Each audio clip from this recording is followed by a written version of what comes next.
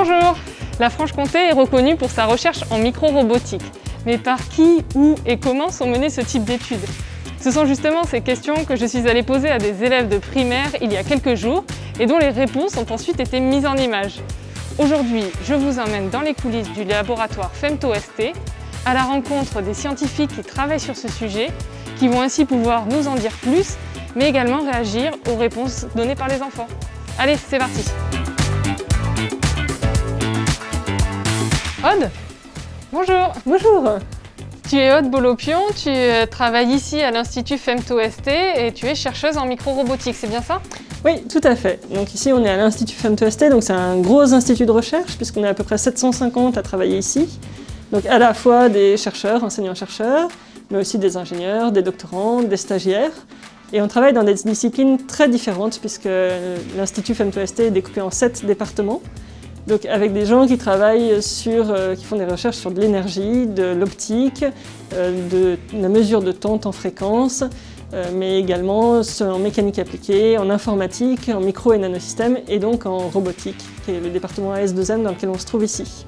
Au sein de ce département, en fait, on s'intéresse à la fois à tout ce qui est analyse des systèmes, analyse de l'estimation de durée de vie des systèmes, de prédiction de comportement de système, mais aussi de la robotique, et de la robotique spécialement à très petite échelle, qui est donc la micro-robotique. D'accord, et donc on va découvrir ça aujourd'hui, la recherche en micro-robotique. Tu m'emmènes? Bien sûr, allons-y.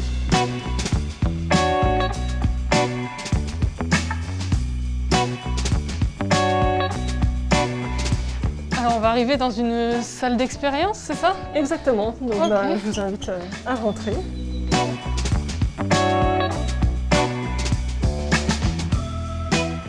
Alors, Aude, peux-tu m'expliquer un petit peu plus en détail en quoi consiste la recherche en micro-robotique? Parce que d'après les enfants que j'ai rencontrés et dont on va entendre la parole et dont voilà les réponses en images, voilà à quoi ressemblent et servent les micro-robots. Moi, mon robot, je me serais dit qu'il balance des bras, des pieds aussi. C'est comme ça qu'il avance petit à petit. Il sert à faire des machines à gâteaux parce qu'il est très gourmand. Moi, il servirait à fabriquer des sous-marins et il observerait aussi les poulpes et les méduses. Alors, est-ce qu'ils ont tout bon? Moi j'aime bien celui qui peut faire des gâteaux, Oui. qui marche tordu et qui balance des bras. C'est souvent, oui, c'est comme ça qu'on représente les robots dans les catalogues de jeux. Donc, il y a des idées. Alors bon, non, il n'est pas en forme de micro et de robot. Ça veut pas dire ça, micro? Micro, ça veut dire tout petit. Donc quand ils disent qu'ils font la taille de 10 fourmis, c'est pas tout à fait exact. Ils font plutôt la taille d'une dixième de fourmi. D'accord, c'est très petit. Puisqu'ils font moins d'1 millimètre, du coup.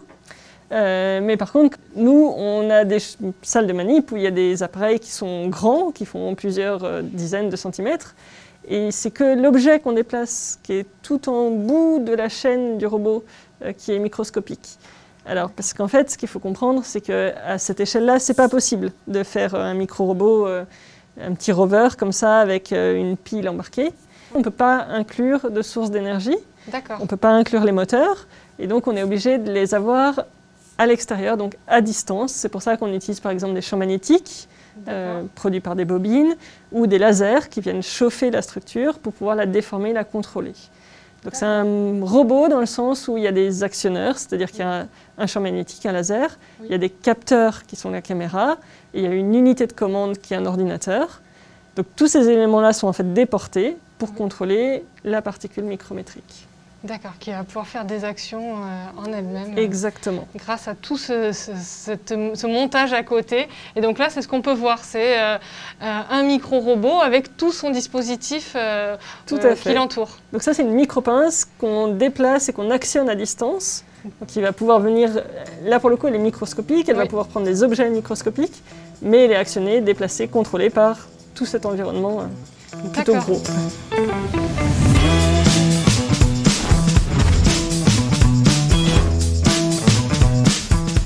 Et alors dans ce laboratoire, qui sont les personnes qui travaillent dans le laboratoire en micro-robotique? Quels sont les métiers qu'on peut retrouver? Alors voilà un petit peu le descriptif que m'en ont fait les enfants. Il travaillerait avec 3 personnes dans un laboratoire laboratoire sous la terre. Il est top secret et personne ne l'a découvert. Il utilise des matériaux comme le titane, l'acier trempé, le fer forgé. Et puis ses accessoires, c'est un microscope de poche, un couteau suisse et des petites puces. Alors est-ce qu'ils ont tout bon? Toi par exemple, quel est ton métier? Alors moi je suis chercheuse, c'est-à-dire que mon principal travail est d'imaginer les micro-robots du futur, d'imaginer quels effets physiques pourront être utilisés pour les contrôler comme ça à distance. Après il y a effectivement des ingénieurs, comme l'ont décrit les enfants, et puis il y a aussi des doctorants et des post-doctorants. Donc par exemple, on peut voir ici Bellal qui travaille, qui est post-doctorant, qui a fait son doctorat au Japon et qui travaille avec nous depuis 1 an et demi maintenant sur ce projet de micro-robot. Ok, c'est très international finalement, la recherche en micro-robotique, peut-être la recherche en général aussi. La recherche en général. D'accord. Bon, on va peut-être pas te déranger, Bilal, on voit qu'il est en plein travail, mais peut-être qu'on peut aller rencontrer d'autres personnes dont tu m'as parlé. On peut peut-être aller voir un doctorant? Oui, allez. Allons-y. Donc nous sommes ici au bureau des doctorants, c'est ça? Tout à fait, et nous allons rencontrer Maxence, donc je te laisse rentrer. Bonjour. Bonjour Maxence. Alors tu es doctorant ici au laboratoire Femto, est-ce que tu peux nous expliquer en quoi ça consiste et si justement tu te reconnais, si tu fais partie de ces profils que nous ont décrits les enfants? Ils sont habillés avec des couleurs d'habits comme pour les filles peut-être violet ou rose. Les garçons, toutes les couleurs, c'est à tout le monde, hein. Mais moi, je les imagine plutôt avec des combinaisons blanches et bleues et des rayures. Il y a des personnes qui travaillent sur des ordi et qui calculent et après fabriquent les robots. Alors Maxence, qu'est-ce que ça t'évoque? Globalement, je trouve qu'ils sont quand même assez forts. Ils ont réussi à trouver un peu ce que faisait un chercheur, c'est-à-dire il utilise des technologies un peu de pointe. Il doit comprendre le système, donc j'imagine que c'est ce qu'ils ont voulu essayer d'évoquer ici avec une personne qui regarde le système, et donc comprendre le système, c'est la base pour essayer de l'améliorer, et c'est le travail d'un chercheur. Et aussi, j'imagine ici la fabrication, fabriquer ses composants, fabriquer ses robots. C'est ce que je fais notamment. Le doctorat, c'est quoi? Le doctorat, en fait, c'est une formation de 3 ans, où c'est un peu comme une initiation à la recherche. Donc, soit dans le but de rentrer dans une carrière académique, c'est-à-dire devenir enseignant chercheur ou chercheur à part entière, ou pourquoi pas partir vers le côté industriel pour mener des projets de recherche et développement au sein d'entreprises ou dans des startups. D'accord, donc tu es un apprenti chercheur en fait. C'est ça. D'accord. Et c'est par la pratique puisque tu n'as pas de cours. En revanche, tu es vraiment dans le laboratoire et tu pratiques. C'est majoritairement par la pratique, mais j'ai aussi 100 heures de cours à suivre durant les 3 ans pour compléter ma formation initiale qui était soit un titre d'ingénieur, soit un master. Et le doctorat, ça te donnera un diplôme qui équivaut à... Alors le doctorat donne un diplôme qui équivaut à un Bac+8 et qui est reconnu à l'international sous le nom de PhD. Et là, je viens de remarquer, par exemple, il parle de combinaison blanche et bleue. Alors il se trouve que j'en ai pas au quotidien, mais quand je vais faire de la fabrication en salle blanche, donc c'est un espace où il y a peu de poussière pour réaliser des composants très précis, il se trouve qu'on a une tenue qui s'apparente à une combinaison bleue totale. Donc effectivement, il y a un petit peu de ça, mais pas tous les jours. D'accord, merci beaucoup Maxence. Mais je crois que justement, on va aller de ce pas en salle blanche rencontrer les ingénieurs qui y travaillent. Exactement. C'est ça? Alors merci beaucoup Maxence, au revoir. Merci.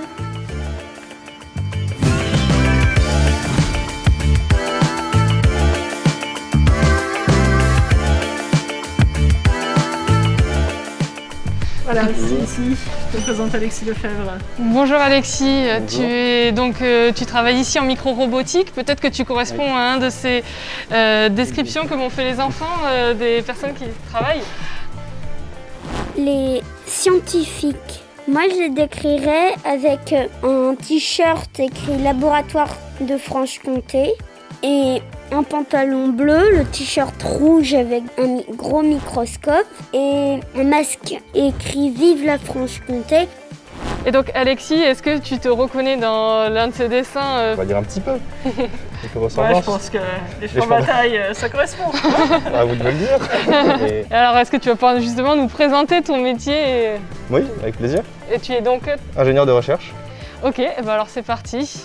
Donc on va pouvoir rentrer dans le laboratoire. Ouais. Juste, il y a des petites précautions à prendre. Vu qu'on fait de la micro-robotique, on veut travailler dans des espaces qui sont propres. Donc pour ça, on va aller mettre un petit peu d'équipement. Donc je laisse me suivre.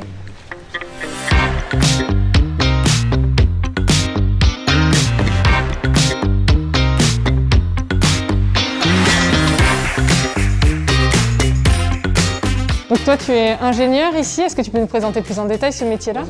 Donc on commence d'abord souvent par des aspects de conception où on a un projet à mener à bien, donc on commence à réfléchir aux solutions qu'on peut apporter. Puis après on a plein d'outils qui nous permettent de simuler tout ça avec nos ordinateurs, donc on simule et on obtient quelques résultats. Puis si ça nous convient, après on essaie de fabriquer ce qu'on a simulé. Et puis ensuite on vient créer nos dispositifs expérimentaux comme ici. Et on vérifie que ce qu'on a obtenu en simulation, on arrive à bien l'obtenir dans la réalité.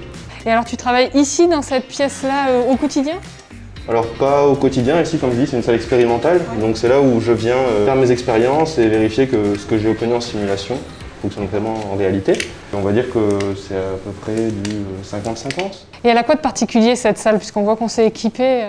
On s'est équipé parce que dans cette salle on veut limiter le nombre de particules qui sont toutes petites, parce qu'on travaille sur des objets qui sont de l'ordre du micromètre.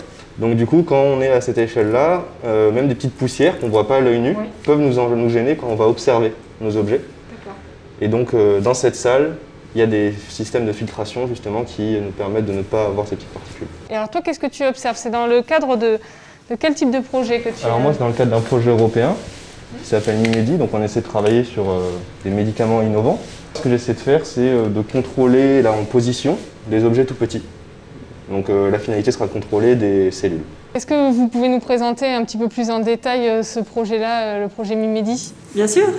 Donc le projet MIMEDI, c'est un gros projet de recherche financé par l'Union européenne qui a pour but de faire des médicaments de thérapie innovantes, donc des médicaments qui utilisent les cellules du système immunitaire et non pas des produits chimiques. Ça permet de se servir de nos propres cellules pour se soigner.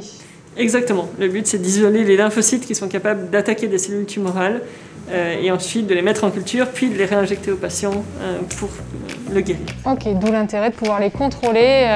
Et la cellule, c'est de l'ordre de la dizaine de micromètres, donc il faut pouvoir travailler avec des éléments tout petits et les contrôler à distance sans les toucher. Le but, c'est de ne pas les toucher et de ne pas les abîmer. D'accord. Pour qu'ensuite on puisse les mettre en culture et qu'on arrive à les faire sur nos produits. Ben, merci beaucoup Alexis pour toutes ces explications. Bah, merci aussi.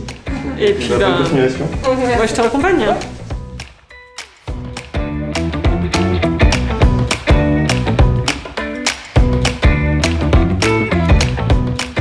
Je crois qu'on a fait le tour. Merci beaucoup Aude pour cette découverte de la recherche en micro-robotique. Et nous, on se retrouve bientôt pour aller explorer de nouveaux domaines de recherche. Merci à toutes et à tous pour votre attention.